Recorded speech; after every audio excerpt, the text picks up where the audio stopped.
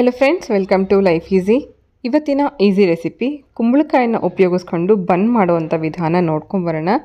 ಇದುವರೆಗೂ ಬರೀ ಮೈದಾ ಹಿಟ್ಟು ಹಾಕಿ ನೀವು ಬನ್ ಮಾಡಿರ್ಬೋದು, ಆದರೆ ಒಂದು ತರಕಾರಿಯನ್ನು ಉಪಯೋಗಿಸ್ಕೊಂಡು ಬನ್ ಮಾಡುವಂಥ ವಿಧಾನ ನೋಡ್ಕೊಂಬರೋಣ. ಇದನ್ನು ಮಾಡಲಿಕ್ಕೆ ಮೈಕ್ರೋವೇವ್ ಬೇಕಾಗಿಲ್ಲ, ಕುಕ್ಕರ್ ಬೇಕಾಗಿಲ್ಲ. ಸಿಂಪಲಾಗಿ ಒಂದು ಬಾಣಲಿನಲ್ಲಿ ಬನ್ ಮಾಡ್ಬೋದು. ಹೇಗೆ ಮಾಡೋದು ಅಂತ ನೋಡ್ಕೊಂಬರೋಣ ಬನ್ನಿ.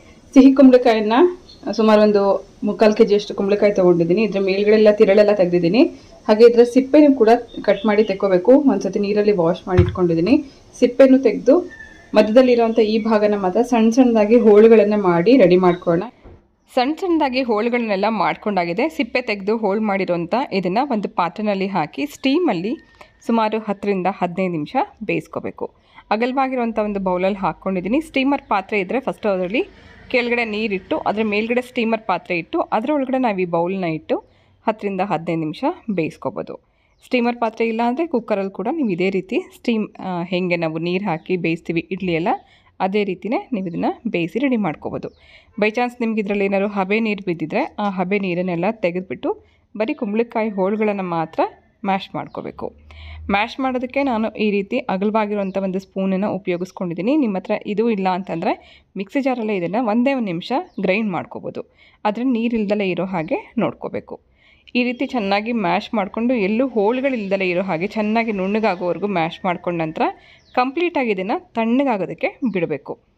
ತಣ್ಣಗಾದ ನಂತರ ನಾನು ಇದಕ್ಕೆ ಒಂದು ಮೊಟ್ಟೆ ಹಾಕೋತಾ ಇದ್ದೀನಿ. ಮೊಟ್ಟೆ ಉಪಯೋಗಿಸಲ್ಲ ಅಂತ ಅನ್ನೋರು ಸುಮಾರು 4 ಸ್ಪೂನಷ್ಟು ಹಾಲು ಹಾಕ್ಕೋಬೋದು. 1.5 ಟೀ ಸ್ಪೂನಷ್ಟು ಇನ್ಸ್ಟೆಂಟ್ ಈಸ್ಟ್, 4 ಸ್ಪೂನಷ್ಟು ಸಕ್ಕರೆ, 1 ಚಿಟಿಕೆಯಷ್ಟು ಉಪ್ಪು, ಇದಿಷ್ಟನ್ನು ಮತ್ತು ಈ ಕುಂಬಳಕಾಯಿ ಮ್ಯಾಶ್ ಮಾಡಿರೋದ್ರ ಜೊತೆಗೆ ಕಲಿಸ್ಕೋಬೇಕು. ಇದನ್ನೆಲ್ಲ ಹಾಕಿದ ನಂತರ ಚೆನ್ನಾಗಿ ಇದನ್ನು ಮಿಕ್ಸ್ ಮಾಡ್ಕೊಂಡಿದ್ದೀನಿ. ಇದೆಲ್ಲ ಪೂರ್ತಿಯಾಗಿ ಸಕ್ಕರೆ ಈಸ್ಟ್ ಎಲ್ಲ ಚೆನ್ನಾಗಿ ಮಿಕ್ಸ್ ಮಾಡ್ಕೊಂಡ ನಂತರ ಇದಕ್ಕೆ ಮೊದಲನೇದಾಗಿ 1 ಕಪ್ಪಷ್ಟು ಮೈದಾ ಹಿಟ್ಟನ್ನು ಇದಕ್ಕೆ ಹಾಕ್ಕೊಂಡಿದ್ದೀನಿ. ಬ್ರೆಡ್ ಮಾಡೋಕ್ಕೋಸ್ಕರ ಮೈದಾ ಹಿಟ್ಟನ್ನು ಉಪಯೋಗಿಸ್ಕೊತಾ ಇರೋದ್ರಿಂದ ಈ ಒಂದು ನೀರಿನ ಅಂಶ ಏನಿದೆ ನಮ್ಗೆ ಇದಕ್ಕೆ ಎಷ್ಟು ಹಿಡ್ಸತ್ತೆ ಹಿಟ್ಟು ನೋಡಿಕೊಂಡು ಹಾಕ್ಕೋಬೋದು. ಮೊದಲನೇದಾಗಿ 1 ಕಪ್ ಹಾಕಿ ನಂತರ ಇದು ಸ್ವಲ್ಪ ಲೂಸ್ ಆಗಿದೆ ಹಿಟ್ಟು ಅಂತ ಅನಿಸಿದ್ರೆ ಇನ್ನೊಂದು ಅರ್ಧ ಕಪ್ಪಷ್ಟು ಹಾಕ್ಕೊಳ್ಳೋಣ. ಇಲ್ಲಿ ನಾನು ಸುಮಾರು 1.5 ಕಪ್ಪಷ್ಟು ಮೈದಾ ಹಿಟ್ಟನ್ನು ಉಪಯೋಗಿಸ್ಕೊಂಡಿದ್ದೀನಿ. ಇದನ್ನೆಲ್ಲ ಕಲಸಿ ಲಾಸ್ಟಲ್ಲಿ 1 ಸ್ಪೂನಷ್ಟು ಎಣ್ಣೆ ಹಾಕ್ಕೊಳ್ಳೋಣ. ಇದು ಕುಕ್ಕಿಂಗ್ ಆಯಿಲ್, ಯಾವುದೇ ಫ್ಲೇವರ್ಡ್ ಆಯಿಲ್ ಆಗಿರಬಾರ್ದು, ಸನ್ಪ್ಯೂರ್ ಆಯಿಲ್ ಅಥವಾ ಯಾವುದು ಸ್ಮೆಲ್ ಇರೋವಂಥ ಎಣ್ಣೆ ಆಗಬಾರ್ದು. ಅಡುಗೆಗೆ ಏನು ಬಳಸ್ತೀವಿ ಆ ಥರ ಎಣ್ಣೆನ ನಾವು ಇದಕ್ಕೆ ಹಾಕ್ಕೋಬೇಕು. 1 ಅಥವಾ 2 ಸ್ಪೂನಷ್ಟು ಎಣ್ಣೆ ಹಾಕಿ ಮತ್ತು ಇದನ್ನು ಚೆನ್ನಾಗಿ ನಾದ್ಬಿಟ್ಟು ಸುಮಾರು 1 ಅಥವಾ 1.5 ಗಂಟೆಗಳ ಕಾಲ ನಾವು ಇದನ್ನು ಫರ್ಮೆಂಟೇಷನ್ ಮಾಡಲಿಕ್ಕೆ ಇಡಬೇಕು. ಇದರಲ್ಲಿ ಇನ್ಸ್ಟೆಂಟ್ ಈಸ್ಟ್ ಉಪಯೋಗಿಸಿರೋದ್ರಿಂದ ಇದು ರೈಸ್ ಆಗುತ್ತೆ. ನಾವು ಎಷ್ಟು ಹಿಟ್ಟು ಕಲಸಿರ್ತೀವಿ ಅದಕ್ಕಿಂತಲೂ ಡಬಲ್ ಸೈಜಲ್ಲಿ ರೈಸ್ ಆಗೋವರೆಗೂ ನಾವು ಇದಕ್ಕೆ ಸುಮಾರು 1-1.5 ಗಂಟೆ ಟೈಮ್ ಬಿಡಬೇಕಾಗುತ್ತೆ. ಬೇರೆ ಒಂದು ಪಾತ್ರೆಯಲ್ಲಿ ಸ್ವಲ್ಪ ಎಣ್ಣೆ ಹಚ್ಚಿ ಈ ಹಿಟ್ಟನ್ನು ಹಾಕಿ ಮುಚ್ಚಿಟ್ಟಿದ್ದೀನಿ. ನಮಗೆ ಅಡುಗೆ ಮನೆಯಲ್ಲಿ ಟೆಂಪ್ರೇಚರ್ ಏನಾದರೂ ಸ್ವಲ್ಪ ಬಿಸಿಯಾಗಿರೋಂಥ ವಾತಾವರಣ ಆದರೆ ಬೇಗನೆ ರೈಸ್ ಆಗುತ್ತೆ 1 ಗಂಟೆನಲ್ಲೇ. ಬೈ ಚಾನ್ಸ್ ಏನಾದ್ರು ನಿಮ್ಗೆ ಇನ್ನೂ ರೈಸ್ ಆಗಿಲ್ಲ ಅಂತ ಕಾಣಿಸಿದ್ರೆ ಇನ್ನೊಂದು ಅರ್ಧ ಗಂಟೆ ಮುಚ್ಚಿಡಬೇಕು. ಈ ರೀತಿ ರೈಸ್ ಆಗೋವರೆಗೂ ನಾವು ಇದನ್ನು ಯಾವುದೇ ಕಾರಣಕ್ಕೂ ಟಚ್ ಮಾಡೋಕ್ಕೆ ಹೋಗಬಾರ್ದು. ತುಂಬ ಚೆನ್ನಾಗಿದು ರೈಸ್ ಆಗಿದೆ. ಈ ಥರ ಆದರೆ ನಮಗೆ ಬನ್ ಅಥವಾ ಬ್ರೆಡ್ ಏನೇ ಮಾಡಿದ್ರೂ ಕೂಡ ತುಂಬ ಚೆನ್ನಾಗಿ ಮೆತ್ತಗಿರೋವಂಥ ಬನ್ ಅಥವಾ ಬ್ರೆಡ್ ನಾವು ಮಾಡ್ಕೋಬೋದು. ಹಾಗೆ ಇದ್ರ ಒಳಗಡೆ ಏರ್ ಫಿಲ್ ಆಗಿರುತ್ತೆ. ಮತ್ತೆ ಒಂದು ಸತಿ ಇದನ್ನು ನಾಕೌಟ್ ಮಾಡಿ ಚೆನ್ನಾಗಿ ಇದನ್ನು ನಾದ್ಕೊಳ್ಳೋಣ.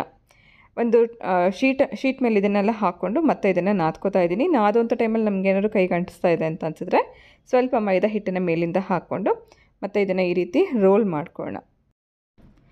ಬನ್ ಮಾಡೋದಕ್ಕೋಸ್ಕರ ಎಲ್ಲ ಈಕ್ವಲ್ ಸೈಜಲ್ಲಿ ಬರಲಿ ಅನ್ನೋಕ್ಕೋಸ್ಕರ ಈ ರೀತಿ ನಾನು ಕಟ್ ಮಾಡ್ಕೊಂಡಿದ್ದೀನಿ. ಕಟ್ ಮಾಡಿ ಸ್ವಲ್ಪ ಮೈದಾ ಹಿಟ್ಟನ್ನು ಸ್ಪ್ರಿಂಕಲ್ ಮಾಡಿಕೊಂಡು ಉಂಡೆಗಳನ್ನು ಮಾಡ್ಕೊಳ್ಳೋಣ. ಸೊ ಉಂಡೆ ಮಾಡಿದ್ಮೇಲೆ ಕೂಡ ನಾವು 10 ನಿಮಿಷ ಹೀಗೇ ಮುಚ್ಚಿಡಬೇಕಾಗತ್ತೆ. ಇದರಲ್ಲಿ ನಾವು ಬನ್ ಅಥವಾ ಬ್ರೆಡ್ ಯಾವಾಗಲೇ ಮಾಡಬೇಕಾದ್ರೂ 2 ಸರ್ತಿ ನಾವು ಇದನ್ನು ರೈಸ್ ಮಾಡಲಿಕ್ಕೆ ಟೈಮ್ ಕೊಡಬೇಕು. ಮೊದಲನೇದಾಗಿ ನಾವು ಹಿಟ್ಟು ಕಲಸಿಟ್ಟಾಗ 1 ಗಂಟೆ ಅಥವಾ 1.5 ಗಂಟೆ ಟೈಮ್ ಕೊಟ್ಟಾಗ ಡಬಲ್ ಸೈಜಲ್ಲಿ ಆಗಿರುತ್ತೆ. ಈಗ ನಾವು ಉಂಡೆ ಮಾಡಿದ್ಮೇಲೆ ಕೂಡ 10 ನಿಮಿಷ ಮುಚ್ಚಿಟ್ಟಾಗ ನಾವೇನು ಉಂಡೆ ಮಾಡಿರ್ತೀವಿ ಅದಕ್ಕಿಂತಲೂ ಡಬಲ್ ಸೈಜಲ್ಲಿ ಮತ್ತೆ ರೈಸ್ ಆಗಿರುತ್ತೆ.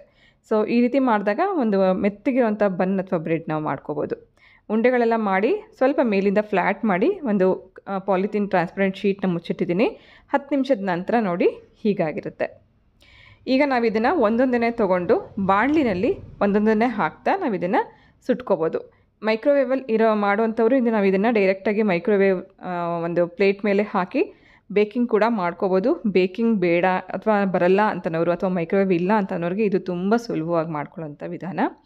ಬಾಣಲಿ ಬಿಸಿಗಿಟ್ಕೊಂಡಿದ್ದೀನಿ. ಬಿಸಿಯಾಗಿರೋಂಥ ಬಾಣಲಿ ಮೇಲೆ ಒಂದೊಂದೇ ಉಂಡೆಗಳನ್ನು ಹಾಕಿ ಮೇಲಿಂದ ಬೇಕಿದ್ರೆ ನೀವು ಸ್ವಲ್ಪ ಎಣ್ಣೆ ಹಚ್ಚಿ ಅದರ ಮೇಲೆ ಸ್ವಲ್ಪ ಬಿಳಿ ಎಳ್ಳು ಹಾಕ್ಕೋಬೋದು.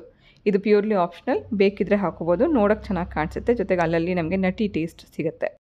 ಸೊ ಎರಡೂ ಕಡೆಗೂ ತಿರುಗಿಸ್ಕೊಂಡು ಈ ರೀತಿ ಬೇಯಿಸ್ತಾ ಇದ್ದಾಗ ಒಂದು ಹೊಂಬಣ್ಣಕ್ಕೆ ಬರುತ್ತೆ. ಆ ರೀತಿ ಆದರೆ ನಮಗೆ ಬನ್ ರೆಡಿಯಾಗಿದೆ ಅಂತ ಅರ್ಥ. ಈ ರೀತಿ ಇಕ್ಕಳದಲ್ಲಿ ಸುತ್ತಲೂ ಸುಡ್ತಾ ಹೋದರೆ ಸೈಡಲ್ಲಿ ಕೂಡ ಚೆನ್ನಾಗಿ ಬೇಯುತ್ತೆ. ಸೊ ಖಂಡಿತ ನೀವು ಟ್ರೈ ಮಾಡಿ. ತುಂಬ ಸುಲಭವಾಗಿ ಮನೆಯಲ್ಲಿ ನಾವು ಬನ್ ಅಥವಾ ಬ್ರೆಡ್ ಒಂದು ತರಕಾರಿನ ಉಪಯೋಗಿಸ್ಕೊಂಡು, ಅಂದರೆ ಕುಂಬಳಕಾಯಿನ ಉಪಯೋಗಿಸ್ಕೊಂಡು ಮಾಡ್ಕೋಬೋದು. ಈ ರೀತಿ ಆದರೆ ಬನ್ ನಮಗೆ ರೆಡಿಯಾಗಿ.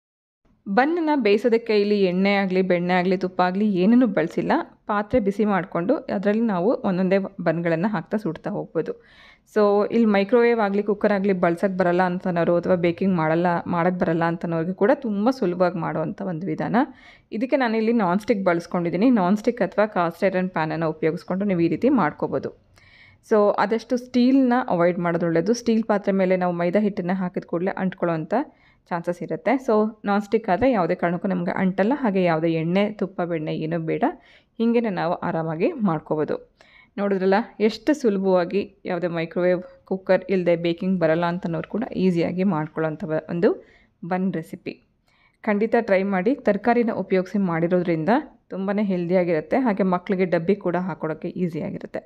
ಈ ರೀತಿ ಮಾಡಿ ನಾವು ಒಂದು ಬಾಕ್ಸಲ್ಲಿ ಹಾಕಿ ಸ್ಟೋರ್ ಮಾಡಿ ಫ್ರಿಡ್ಜಲ್ಲಿ ಇಟ್ಕೊಂಡು ಬೇಕಂದಾಗ ಕೂಡ ನಾವು ಇದನ್ನು ತಿನ್ಬೋದು.